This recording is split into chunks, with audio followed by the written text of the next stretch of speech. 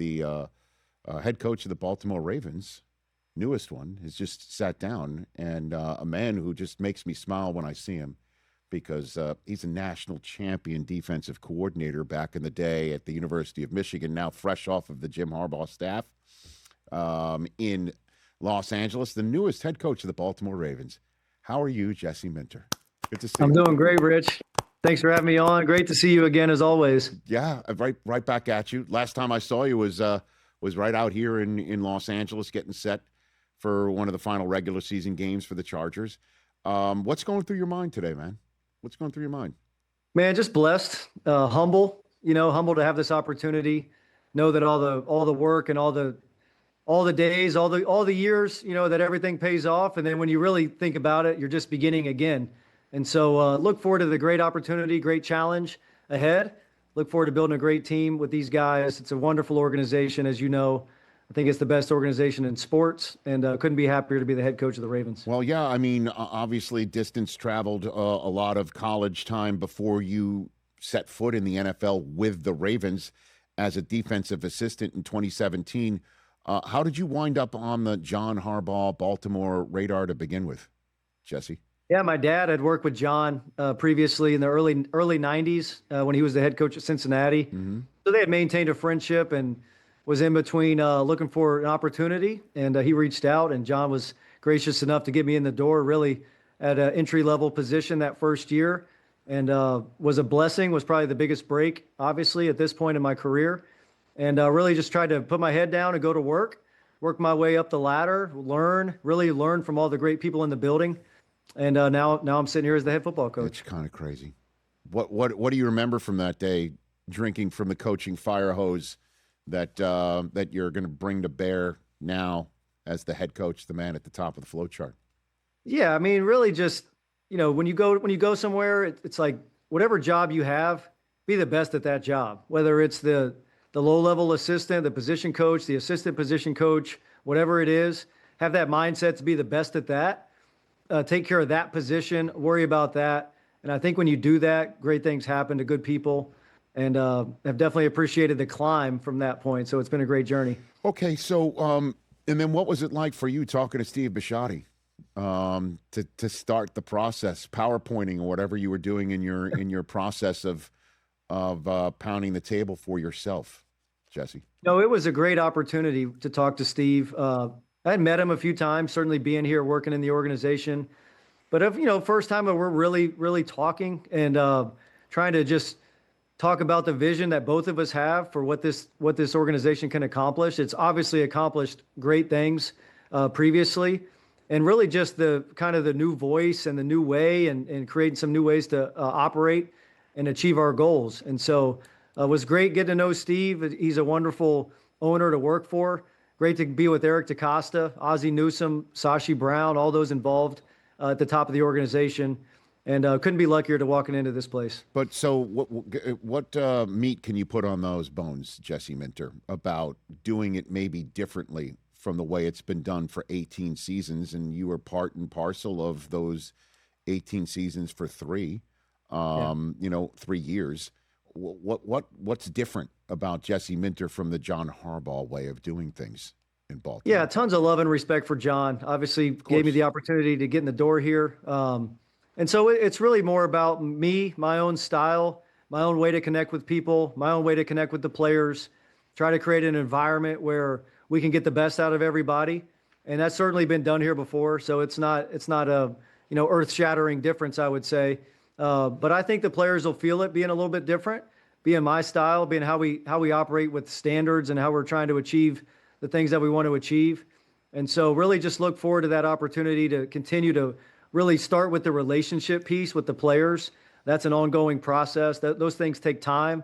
And so that's really the main focus right now, along with building a staff, is to getting to know these guys, talking to them, hearing them out, listening to them about things that things that they enjoy, things that maybe whatever they want to talk about. And so really look forward to just being collaborative with the staff, with the players, creating the best environment in the NFL for players to get better, for players to develop, and ultimately to build the best team in the league. Listen, man, I understand the sensitivities of talking about the previous coach in any spot that you're taking over, right? Because You want to do it better and get better results, and that comes across as potentially denigrating the people that used to be there, and somebody who you clearly love and respect, as everyone around the league does with John Harbaugh. So I understand what you're saying, and I guess that's the caveat of this question, is that we all understand. We saw the frustrations from Steve Bisciotti in his press conference, talking about why he made the change and the results needing to be different. How can you go about, your business knowing that the ultimate prize we know is to win a Super Bowl every year? Yeah. But this is it, right? Like that's the floor for you, right? Yeah, that's a challenge. I think it's a challenge you embrace. And I think it's really like, man, we need a really connected team. We need a connected team, coach to player, player to coach, player to player, side of the ball to side of the ball, special teams to everybody. And I think that's probably why I'm sitting here. I think they feel like my leadership style will bring this whole thing together, bring the players together, create a synergy amongst us that we're all doing this for each other. And I think that'll be the main goal going forward. Is that something similar we're seeing with Mike McDonald in Seattle? Because again, that's also part of your DNA here, and that you're sounding a lot of the same principles that we hear him espousing right now on his way to the Super Bowl. I would say that Mike and I think about the game very similarly. Right. Tons of respect and love for Mike, and wish him the best in the Super Bowl upcoming. Had a great year, and so I think it's just. Sometimes when you're younger, there's a different connection piece maybe with the team and how you try to create that. And so I really look forward to that part of it. And it's building an identity where everybody knows the identity of the team, the offense and the defense. Man, we're there for each other. We pull for each other. Nothing surprises us. Nothing rattles us. We're creating an identity where we can be at our best in those big moments late in the year in those big playoff games. And all that'll take a lot of work. That doesn't happen because you talk about it. It happens because of the actions of me, the actions of our staff, the actions of the players as they're coming back. And so it'll be an action-based process of us putting in a lot of work. But there's certainly a nice blueprint there. Mike's done a great job, and I think hoping to have similar results. In my last couple of minutes with you here, Jesse Minter of the Ravens here on the Rich Eisen Show, I'd like to talk about the two jerseys over your left shoulder in that locker that's behind you. 8 and 14 are going to be two crucial players for you in your plan to get this team to the Lombardi Trophy podium. Let's talk about 8 first. Your plan for Lamar Jackson would be what, Jesse Minter? Man, first of all, to connect with Lamar, we've had some good conversations. Relationships take time, and I think our relationship is really one of the most important things in this whole process. And so we are getting to know each other really on a daily basis right now, having a lot of good conversations, good talking points. Look forward to seeing him in person soon. And so that's the catalyst of it. And then it's creating an environment where we bring out the best in Lamar. I think he's one of the best leaders when he's in an environment that he's thriving in, that he's enjoying. And so it's our job as a staff to create that environment where he can be the best version of himself. We've seen what that looks like. When he's the best version of himself, there's nobody better in the National Football League. And so really look forward to creating that environment for Lamar, working hand in hand to make sure we get that done. And then the offensive coordinator of your choice would run what type of offense to get Lamar to where he can get even further than what he's already been? And how would it look different from what we have seen? I think it takes a very creative, innovative person to build an offense for Lamar Jackson and for the players we have in place, the Derrick Henrys, the Zay Flowers, all the guys here, Mark Andrews. And so it's going to be a very collaborative offense built around the guys that we have, the players that we have, the strengths of each player, and then having the best quarterback in the National Football League. And we want plays where he can thrive on schedule and we can make the offense easy for him at times with having a really dominant running game and having plays off of the running game that create explosives and create completions for him. And then you know that you have Lamar, and then when it becomes crunch time and something's covered up, that he has this magical power to make plays in those situations. And so it's gonna be a very creative, innovative offense built around who we have, and most importantly, built around Lamar Jackson. And then 14, he's so damn good at his job, but you knew that already. And Derwin James, man, when I was preparing for the games in Brazil and, against the Texans on NFL Network and YouTube this year, Jesse, Derwin James spoke so highly and lovingly of you, and how he would want to go to battle with you anywhere, anytime. Do you see employing Kyle Hamilton in a similar way that you do or did with Derwin James? Yeah, I think they're, they have some similar traits as players. I think they're also both their own guy. So much love for Derwin, so much love and respect. He's one of the first guys that reached out to me when this happened. That's cool. And so, Kyle, I look at both of those guys. They're weapons. They're defensive weapons. They might not have an idea, one position that they play. They can do so many different things well. And so it's about finding ways to employ their skills for them to most impact the game. And I think that's the job of the designer. The same way you look at offense and you look at trying to create ways for your playmakers to impact the game on offense. It's really how I look at those type of guys on defense. And so couldn't be more excited to work with Kyle. So much love and respect for him. He's been a great player. I think he'll have a lot of fun and thrive in our defense.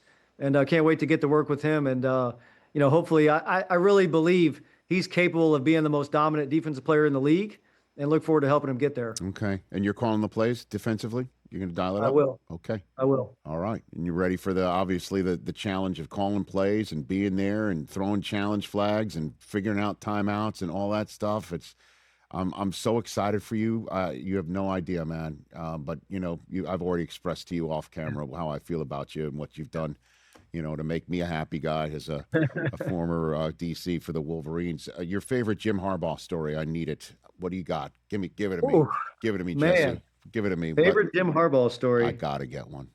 Just give me one. Whether it was at Michigan, whether it was in a meeting room, film session, something he told you. You're laughing already. Maybe you found one. What do you got? What do you got for me? The thing that I love about Jim the most is he is genuinely himself all the time.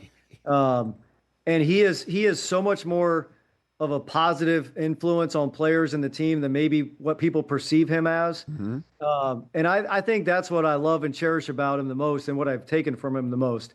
He builds up players in a way unlike anybody I've ever been around.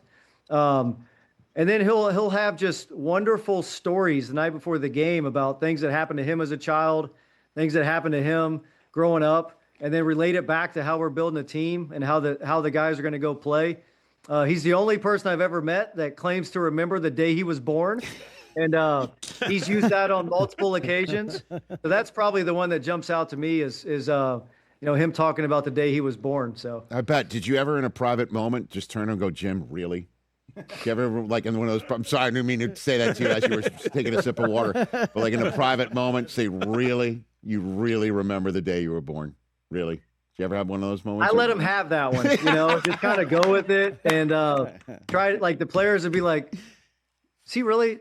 Wait a minute. Like gets them to really double think about it. So I let that one go because it was so fun to see the reaction of the guys. I love it. Well, congrats again, Jesse. And last one for you again, because, I know what you feel about the Harbaugh family, obviously. But if I had come up to you 2017 when you're first walking in the building for the Ravens and say, listen, we all know the coaching profession. You know it very well from your own family that at some point tenures end for great head coaches. If I told you you were going to be the one to replace John Harbaugh as the HG or succeed him in Baltimore, you would have said what to me that day? I probably just would have shook my head, and been like, okay, maybe 20 years from now.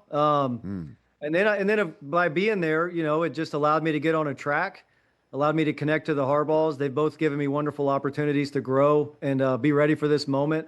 They've both been very influential. And so really just blessed and thankful to them.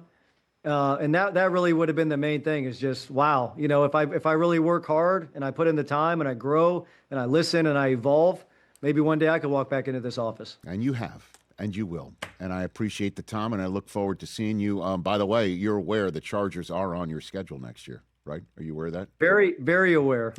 Very aware. That'll be quite a moment. Jesse Minter, I'm so happy for you and your family you. and everything going on with you, man. And I look forward to seeing you maybe at the Combine. with your. I appreciate with your that. new Much love, gear. Rich. Enjoyed I've much enjoy and love and respect our relationship, and can't wait to see you again soon. Right back at you. That's Jesse Minter, the Baltimore Ravens' newest head coach, right here on the Rich Eisen Show. Hey, you made it all the way to the end. Thanks for that. Check us out every single day streaming live on Disney Plus and the ESPN app 12 to 3 Eastern.